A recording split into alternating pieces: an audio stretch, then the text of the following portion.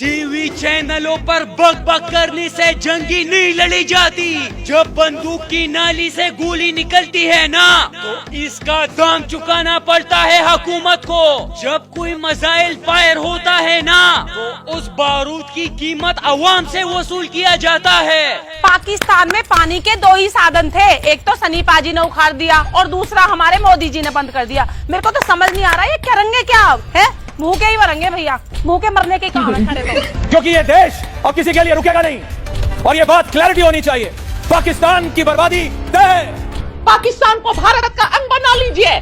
पाकिस्तान का निस्तो नाबूद होना तय है। पाकिस्तान का नक्शा अब दुनिया के नक्शे से हटना तय है। तो इस बार भारत कश्मीर के लिए नहीं लड़ रहा है, इस बार भारत इस्लामाबाद के लिए लड़ेगा। पाकिस्तान का नामो निशान खत्म कर दीजिए, निस्तो नाबूद कर दीजिए पाकिस्तान को। और इस बार भारत कराची पर कब्जा करेगा। हम तो बोल रहे हैं मोदी सरकार से कि चलिए और पाकिस्तान को सबक सिखाइए। अब समय आ गया है, पाकिस्तान के दो टुकड़े कर दीजिए। जहर भरा गया है इन लोगों की दिमाग में पाकिस्तान के खिलाफ। इन लोगों को दो मुल्कों का जंग ऐसा लगता है जैसे हलवा खाना।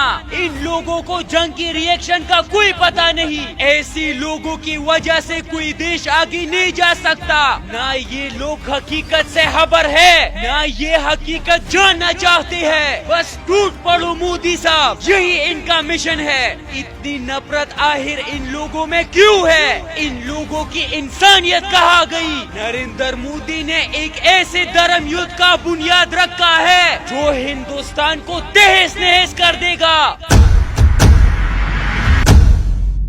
इन लोगों को सिर्फ जंग का भूत सवार है, हकीकत कोई जानना नहीं चाहता। ये जंग सिर्फ साजिश है जिसका नुकसान सिर्फ गरीब अवाम को उठाना पड़ेगा। कोई पीएम का बच्चा नहीं मरेगा इसमें। सब लंदन और अमेरिका भाग जाएंगे, लेकिन अवाम को आपस में कुचल डालेंगे। पहलगाम हमला सिर्फ इंतशार को क्रिएट करने के लिए किया था, ताकि हिंदू मुस्लिम आपस में लड़े। इस तरह सेम पुलवामा में भी हुआ था। ये सब बीजेपी जानबूझकर करवा रही है ताकि एक धर्म युद्ध बन सके और वो अपने इक्तिदार कायम रख सके। क्या इन लोगों को अब तक कोई सबूत मिला है कि पहलगाम हमले में पाकिस्तान का हाथ था? नहीं। जब कोई सबूत नहीं मिला है तो इतनी शोर शराबी की क्या जरूरत है? अवाम शांति चाहती है। दोनों मुल्कों के अवाम फसाद से तंग आ चुके हैं। अवाम तरक्की चाहते हैं, खुशहाली चाहते हैं, और कुर्सियों पर बैठे लोग जंग चाहते हैं। उनको क्या फर्क पड़ता है? किसी और के बच्चे मरेंगे। एक फौजी भी किसी का बेटा होता है, उनकी भी बच्चे होते हैं, माँ बाप होते हैं। जंग के बर्बादी का उनसे पूछो जिन्होंने अपनी फौजी बेटी का लाश देखा हो। उन बच्चों से पूछो जिसका बाप बॉर्डर पर गोलियों का निशाना बना हो और उनको सिर्फ बाप का लाश मिला हो। टीवी चैनलों पर बक बक करने से जंगी नहीं लड़ी जाती। जब बंदूक की नाली से गोली निकलती है ना, तो इसका दाम चुकाना पड़ता है हुकूमत को। जब कोई मिसाइल फायर होता है ना, उस बारूद की कीमत अवाम से वसूल किया जाता है। जब दो मुल्कों में जंग होती है तो भूख जन्म लेती है। लिहाजा अपनी जुबान को संभाल के रखो।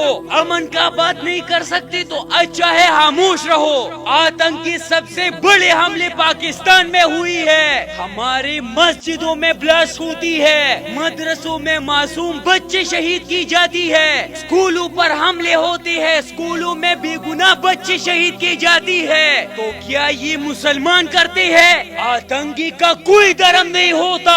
एक मुल्क के अमन का इन्हिसार इक्तिदार में बैठे लोगों पर होती है। जब इमरान खान पीएम आप पाकिस्तान थे तो सिर्फ वो वक्त पाकिस्तानियों ने सुकून से गुजारा है। इमरान खान ने बंदूक से दहशतगर्दी का मुकाबला नहीं किया था। उसकी पॉलिसी ऐसी थी कि मुल्क में अमन ही अमन था। अब तो इस्लामाबाद में भी एक शहरी महफूज नहीं। इसलिए मैं कहता हूँ अमन का इन्हिसार मुल्क के सरबराह पर होता है, और एक मुल्क की बर्बादी का वजह भी मुल्क का सरबराह होता है।